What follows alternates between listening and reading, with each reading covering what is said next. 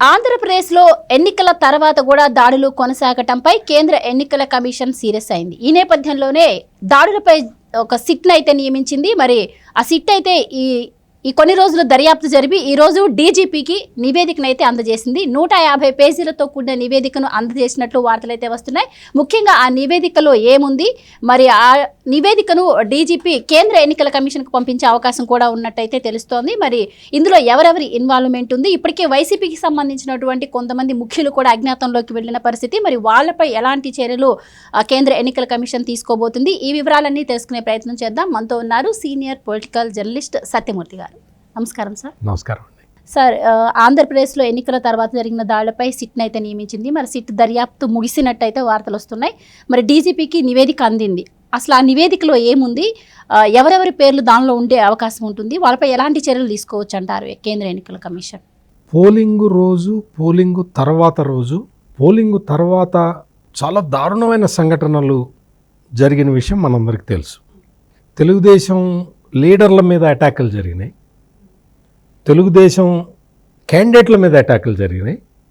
ఇవన్నీ జరిగిన సందర్భంగా అంటే ఒక పోలింగ్ రోజు హింస జరగటం వేరు, పోలింగ్ తర్వాత హింస జరగటం వేరు. కౌంటింగ్ తర్వాత హింస జరుగుతుంది. కౌంటింగ్ ఎప్పుడైనా సరే, ఏ ఎన్నికల్లో అయినా సరే పోలింగ్ రోజు హింస జరుగుతుంది, కౌంటింగ్ తర్వాత హింస జరుగుతుంది. కానీ విచిత్రంగా ఆంధ్రప్రదేశ్లో ఏం జరిగిందంటే, పోలింగ్ రోజు ప్రశాంతంగానే ఉంది, అక్కడక్కడ చెదురుమదురు సంఘటనలు జరిగినాయి, అవి పెద్ద ఇది కూడా కాదు. ఎక్కడా కూడా ఆంధ్రప్రదేశ్లో రీపోలింగ్ అనేది జరగలే. అంటే ఇంత ఫెరోషియస్గా రెండు పార్టీలు, అంటే రెండు కూటమి ప్లస్ వైసీపీ, ఇంత హోరాహోరీగా తలపడ్డ ఎన్నికల్లో మరి హింస జరగటం, లేకపోతే రీపోలింగ్ జరగటం ఉండాలి కదా. అటువంటి సంఘటనలు జరగలేదు. అంటే రీపోలింగ్ ఎక్కడా ఆదేశించలేదు. పోలింగ్ ఎప్పుడైతే కంప్లీట్ అయిపోయిందో ఆ తర్వాత హింస చెలరేగింది. ఇది కేంద్ర ఎన్నికల సంఘాన్ని అసలు ఎట్లా జరిగింది అన్న ఆలోచన వాళ్ళకి వచ్చింది. ఎందుకు వస్తుంది? మామూలు సాధారణ పరిస్థితి కాదు కదా ఇది. అందుకని చెప్పి వాళ్ళు దీని మీద మాకు ప్రత్యేకమైన రిపోర్ట్ కావాలి అని అడిగితే, అప్పుడు ఈ సిట్, స్పెషల్ ఇన్వెస్టిగేషన్ టీమ్, ఈ టీంని సిట్ని ఏర్పాటు చేశారు. ఈ సిట్ ఏం చేసిందంటే, సిట్ అధికారులు అన్ని ప్లేసుల్లోకి, ఎక్కడెక్కడైతే పోలింగు తర్వాత హింస జరిగిన ప్లేసులు ఉన్నాయో వాటన్నిటి దగ్గరికి వెళ్ళి వాళ్ళు క్షేత్రస్థాయిలో పరిశోధన జరిపారు. వాళ్ళు కేసు పూర్వాపరాలు ఏంటి, ఎట్లా జరిగింది. ఉదాహరణకి నరసరావుపేట నియోజకవర్గంలో హింస జరిగింది. అక్కడ తెలుగుదేశం అభ్యర్థి ఎవరైతే చదలవాడ అరవింద్ బాబు ఉన్నారో ఆయన మీద ఫస్ట్ అటాక్ జరిగింది. ఆయన కార్లని ధ్వంసం చేశారు. ఆ తరువాత నరసరావుపేట వైసీపీ అభ్యర్థి, నరసరావుపేట అసెంబ్లీ వైసీపీ అభ్యర్థి, అతని హాస్పిటల్ మీద, అతని డాక్టర్ గోపిరెడ్డి శ్రీనివాసరెడ్డి, అతని హాస్పిటల్ మీద అటాక్ జరిగింది, కార్లు ధ్వంసం చేశారు. దీన్ని పోలీసులు ఆపాలి. తెలుగుదేశం క్యాండిడేట్ మీద ఫస్ట్ దాడి జరగంగానే మొత్తం అలర్ట్ అయిపోయి ఆపాలి కదా. అక్కడ ఆపలేకపోయారు. అక్కడ ఆపలేకపోగా తర్వాత తెలుగుదేశం కార్యకర్తలు వెళ్ళి దాడి చేస్తే దాన్ని కూడా ఆపలేకపోయారు. అంటే ఇక్కడ ఏంటి, పోలీసు వైఫల్యం. ఎవరు దాడి చేశారు, ఎవరు దాడికి గురయ్యారు అనేది కూడా మనం కొంత తీసి పక్కన పెట్టినా పోలీసు వైఫల్యం చాలా స్పష్టంగా కనపడుతున్నది. తెలుగుదేశం కార్యకర్తలు లేకపోతే తెలుగుదేశం నాయకులు దాడి చేశారు, చాలా చోట్ల దాడి చేశారు అని చెప్పి వైసీపీ నాయకులు ఆరోపించారు. మరి నాటు బాంబులు ఎవరి దగ్గర దొరికినాయి? తెలుగుదేశం వాళ్ళ దగ్గర దొరికినాయా? దొరికింది వైసీపీ వాళ్ళ దగ్గర. ఈ సిట్టు వేసిన తర్వాత పారిపోయిన వాళ్ళు ఎవరు? వైసీపీ నాయకులు. అంటే నువ్వు తప్పు ఎవరు చేశారు అనేది నిర్ధారించటానికి ఇటువంటి చిన్న ఉదాహరణలు. అసలు ఫస్ట్ అటాకులు ప్రారంభించింది ఎవరు, దాన్ని పోలీసులు ఎందుకు అడ్డుకోలేకపోయారు, ఎందుకు ఆపలేకపోయారు, ఇవన్నీ కూడా ఏంటి ఎట్లా ఉంటాయంటే ఈ ఈ దాడులు మూకుమ్మడి దాడులు అంటే వ్యక్తిగతంగా నేరం జరిగితే అది ఎవరు ఆపలేరు. అంటే ఎవరినో మర్డర్ చేశాడు, పోలీస్ కెనాట్ ప్రివెంట్ ఇట్. ఎవరినో కిడ్నాప్ చేశారు, పోలీస్ కెనాట్ ప్రివెంట్ ఇట్. ఏదో దొంగతనం జరిగింది, పోలీసులు దాన్ని ఆపలేరు. దాని మీద దర్యాప్తు చేసి నేరస్తుల్ని పట్టుకుంటారు. కానీ ఈ ఎన్నికల ఘర్షణలు ఆపటానికి ఆస్కారం ఉన్న నేరాలు. మరి వీటిని ఎందుకు ఆపలేకపోయారు పోలీసులు? పైగా మీరు నిశ్చితంగా గమనిస్తే వైసీపీ నాయకులు అందరూ వచ్చి పోలీసుల్ని తిట్టడం మొదలుపెట్టారు. అన్ని చోట్ల రాష్ట్రం మొత్తంలో సజ్జల రామకృష్ణారెడ్డి దగ్గర నుంచి అందరూ కూడా పోలీసులు విఫలమయ్యారు, పోలీసు వైఫల్యం మీదే వాళ్ళు మాట్లాడటం మొదలుపెట్టారు. అంటే ఇది ఒక స్ట్రాటజీ ప్రకారం వాళ్ళు చేసిన ప్లాన్. ఘర్షణలు ఆపలేకపోయారు అని కదా నేను ఇప్పటివరకు చెప్తున్నది. అంటే పోలీసులు ఘర్షణలని ఆపాల్సి ఉన్నా కానీ ఆపలేకపోయారు. దానికి బాధ్యత ఎవరు తీసుకోవాలి? పోలీసు వైఫల్యానికి బాధ్యత ఎవరు తీసుకోవాలి? పదవిలో ఉన్నది ఎవరు? ఇప్పుడు ప్రభుత్వం నడుపుతున్నది ఎవరు? ప్రభుత్వం ఎవరైతే నడుపుతున్నారో ఆపద్ధర్మ ముఖ్యమంత్రి అయినా సరే బాధ్యత తీసుకోవాల్సిన వాళ్ళు బయటికి వచ్చి పోలీసు వైఫల్యం మీద ఎందుకు చెప్పారు? ఇది నా ప్రధానమైన ప్రశ్న. ఇదే డౌటు కేంద్ర ఎన్నికల సంఘానికి కూడా రావటం వల్లే సిట్టునేశారు. ఇప్పుడు ఈ సిట్టులో ఏమున్నది అని మీ ప్రశ్న. ఈ సిట్టులో ఏముంది అనేది వాళ్ళు డీజీపీకి రిపోర్టు ఇచ్చారు. ఈ సిట్లో చాలా రకరకాల అంశాలు ఉన్నాయి. ఇందులో మీకు కొన్ని విషయాలు మీ దృష్టికి తీసుకొస్తా. ఇక్కడ ఇందులో సిట్ రిపోర్ట్లో చాలా పర్టిక్యులర్గా ఎట్లా ఉన్నది ఏంటి అనేది చెప్పారు. ఇప్పుడు నరసరావుపేట అసెంబ్లీ సెగ్మెంట్లో నెంబర్ ఆఫ్ కేసెస్ రిజిస్టర్డ్ 10. ఇందులో నెంబర్ ఆఫ్ ఎక్యూజ్డ్ సైటెడ్, ఇందులో ఎంతమంది నిందితులు ఉన్నారు అనేది చెప్తే 178. ఇందులో 116 మందిని ఐడెంటిఫై చేశారు.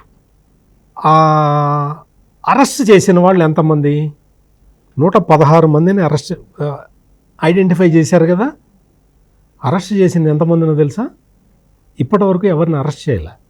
నువ్వు 178 మంది నిందితులు ఉంటే అందులో నువ్వు 116 మందిని ఐడెంటిఫై చేస్తే అందులో ఇప్పటి వరకు ఒక్కళ్ళను కూడా అరెస్ట్ చేయలేదు. ఇది ఎవరి వైఫల్యం? అదేవిధంగా మాచర్లలో 8 కేసులు రిజిస్టర్ అయినాయి. 8 కేసుల్లో 296 మంది నిందితులు ఉన్నారు. ఈ 296 మంది నిందితుల్లో 51 మందిని ఐడెంటిఫై చేశారు. 51 మందిని ఐడెంటిఫై చేసి ఎంతమందిని అరెస్ట్ చేశారు అంటే 0. మరి ఐడెంటిఫై చేసిన వాడిని ఎందుకు అరెస్ట్ చేయలేదు? అదేవిధంగా గురజాల్లో నెంబర్ ఆఫ్ కేసెస్ 4. ఈ 4 కేసుల్లో 107 మంది నిందితులు ఉన్నారు. 107 మందిని కూడా ఐడెంటిఫై చేశారు పోలీసులు. అందులో 19 మందినే అరెస్ట్ చేశారు. ఇదే తరహాలో చంద్రగిరిలో 2 కేసులు నమోదైనాయి. ఈ 2 కేసుల్లో నెంబర్ ఆఫ్ ఎక్యూజ్డ్ 37 మంది ఉన్నారు. అందులో number of accused arrested only 1. తర్వాత తిరుపతిలో 2 కేసులు నమోదైనాయి. అంటే తిరుపతిలో అంటే Chandragiri MLA candidate, Telugu Desam candidate మీద మర్డర్ అటాక్ జరిగింది. ఆ కేసుకు సంబంధించి అందులో 24 మంది నిందితులు ఉన్నారు. అందులో 13 మందిని అరెస్ట్ చేశారు. మిగిలిన వాళ్ళని ఎందుకు అరెస్ట్ చేయలేదు? అంటే 24 మందిని గుర్తించారు సుమా. మరి గుర్తించినప్పుడు వాళ్ళందరూ వైసీపీ నాయకులే. వాళ్ళల్లో మరి నువ్వు ఐడెంటిఫై చేసిన తర్వాత కూడా ఎందుకు అరెస్ట్ చేయలేదు? అదేవిధంగా తాడిపత్రిలో 7 కేసులు నమోదైన అందులో 728 మంది ఎక్యూజ్డ్ ఉన్నారు. అందులో 396 మందిని ఐడెంటిఫై చేశారు. Number of persons arrested 91. 728 మంది నిందితులు ఉంటే నువ్వు అరెస్ట్ చేసింది 91 మందిని. ఇంకా అరెస్ట్ చేయాల్సింది ఎంతమందిని? 634 మందిని అరెస్ట్ చేయాలి. అంటే నువ్వు ఈ తరహాలో ఇది పోలీసులు ఆ అల్లర్లు జరిగిన తర్వాత ప్రవర్తించిన తీరు. అందుకనే ఇదంతా కూడా తెలుగుదేశం పార్టీ చేయిస్తున్నది అన్న పిక్చర్ ఇవ్వటానికి వైసీపీ వాళ్ళు వచ్చేసి పోలీసుల మీద ముందరే ఆరోపణలు చేయటం మొదలుపెట్టారు. పోలీసులు ఫెయిల్ అయ్యారు. అసలు అరెస్ట్ చేయాల్సింది వైసీపీ వాళ్ళనే కదా, దాడులు చేసింది వాళ్లే కదా. వాళ్ళని అరెస్ట్ చెయ్యాల్సింది వైసీపీ వాళ్ళని, దాడులకి గురైంది తెలుగుదేశం వాళ్ళు. వైసీపీ వాళ్ళు వచ్చి పోలీసులు విఫలమయ్యారు, పోలీసులు అంటే తెలుగుదేశం వాళ్ళు వచ్చి వీళ్ళ మీద దాడి చేసినట్టు వీళ్ళు గగ్గోలు పెడుతున్నారన్నమాట. ఇది ఆంధ్రప్రదేశ్లో జరిగిన ఈ కేసులకి సంబంధించి విషయం. ఇంకొకటి ఏంటంటే తాడిపత్రి విషయం ఉంది. ఇందులో రాజంపేటలో ఉద్యోగం చేస్తున్న డిఎస్పి చైతన్య తాడిపత్రి వచ్చాడు. ఎందుకు వచ్చాడు? ఎవరు పంపించారు? రాజంపేట అతను తాడిపత్రి రావడం ఏంటి? అక్కడికి వచ్చి ఏం చేశాడు? ఇవన్నీ కూడా ఈ సిట్ రిపోర్ట్లో ఉన్న విషయాలు. సిట్ రిపోర్ట్లో ఎవరెవరు విఫలమయ్యారు, క్షేత్రస్థాయిలో ఎస్ఐ స్థాయి దగ్గర నుంచి సిఐ స్థాయి దగ్గర నుంచి డిఎస్పి స్థాయి వరకు ఎవరెవరు విఫలమయ్యారు, నేరస్తుల్ని పట్టుకోవటంలో, దాడిని ఆపటంలో, ఈ ఆస్పెక్ట్స్లో ఎవరెవరు విఫలమయ్యారు అనేది ఈ సిట్ రిపోర్ట్లో క్లియర్ కట్గా ఉన్నది. దీని మీద ఇప్పుడు చాలా సీరియస్ యాక్షన్ ఉంటుంది. ఇప్పటికే చాలామంది ఎస్పీల్ని మార్చేశారు. వీళ్ళందరూ కూడా ఒక పార్టీకి అనుకూలంగా పనిచేశారు అనేది అది ఒక ప్రధానమైన ఎలిగేషన్. వాళ్ళని చాలామందిని తీసేశారు. అసలు ఈ పనులన్నీ ఎప్పుడు చేయాలి? పోలింగ్ ముందు చేయాలి, కానీ పోలింగ్ తర్వాత చేశారు. ఓకే, అది పెద్ద ఇదేం కాదు. ఇంకొకటి ఏంటి అంటే ఎలక్షన్లు సజావుగా నిర్వహించడానికి అప్పటికే తీసేశారు కదా చాలామంది. 5 ఎస్పీలని తీసేశారు, 3 కలెక్టర్లను తీసేశారు, ఒక ఐజీ స్థాయి వ్యక్తిని తీసేశారు. అంటే ఎన్నికల విధుల నుంచి తప్పించారు. అయినా సరే ఈ మిగిలిన పోలీస్ అధికారులు ఎవరైతే ఉద్యోగంలో ఉన్నారో వాళ్ళు దీన్ని చూసి బుద్ధి తెచ్చుకొని ప్రవర్తించాలి. అట్లా ఎక్కడ జరగలేదు ఆంధ్రప్రదేశ్లో. అది ఇక్కడ జరుగుతున్న ప్రత్యేకత. అసలు అట్లా ఎందుకు ప్రవర్తిస్తున్నారు పోలీసు అధికారులు అనేది ఎవరికీ అంతుబట్టని రహస్యం. పల్నాడు జిల్లాలో ఇప్పటికి 3 ఎస్పీలు మారారు, కలెక్టర్లు మారారు. అంటే మరి ఎందుకు వస్తున్నది? అసలు ఒక ఎస్పీని తీసేశారు, ఇంకో ఎస్పీని పెట్టారు, ఆ ఎస్పీని తీసేశారు, ఇప్పుడు ఇంకో 3వ ఎస్పీ వచ్చాడు. పల్నాడు జిల్లా సంగతే చెప్తున్నాం మీకు. అంటే ఇంతమంది ఎస్పీలని మారిస్తే ఒక్క జిల్లాలో ఒక 2 నెలల వ్యవధిలో 3 ఎస్పీలని మారిస్తే, 2 కలెక్టర్లను మారిస్తే అయినా పరిస్థితి చక్కబడలేదు అంటే ఏ విధంగా అర్థం చేసుకోవాలి? అదే ఈ సిట్ రిపోర్ట్లో ఉన్నది. ఇప్పుడు పరిస్థితి ఏంటి అంటే ఇప్పుడు పల్నాడు జిల్లాకి కొత్త ఎస్పీ వచ్చాడు. రాగానే అక్కడ బాంబులు పట్టుకుంటే వైసీపీ వాళ్ళ దగ్గర నాటు బాంబులు, పెట్రోల్ బాంబులు, మారణాయుధాలు డంపు దొరికింది. అంటే ఎందుకు చెప్తున్నానంటే ఈ తరహాలో అసలు పోలీసు వ్యవస్థ మొత్తం కూడా పై నుంచి కింద వరకు కూడా విశ్వసనీయత కోల్పోయింది ఆంధ్రప్రదేశ్లో. ఇప్పుడు మనందరం ఆందోళన చెందాల్సిన విషయం ఏంటి అంటే ఇంత విశ్వసనీయత కోల్పోయిన పోలీసు వ్యవస్థని దీన్ని బాగు చేయటం ఎలా? ఇప్పుడు ఈ సిట్ ఇచ్చిన రిపోర్టుని దాని మీద మళ్ళీ యాక్షన్స్ ఉంటాయి.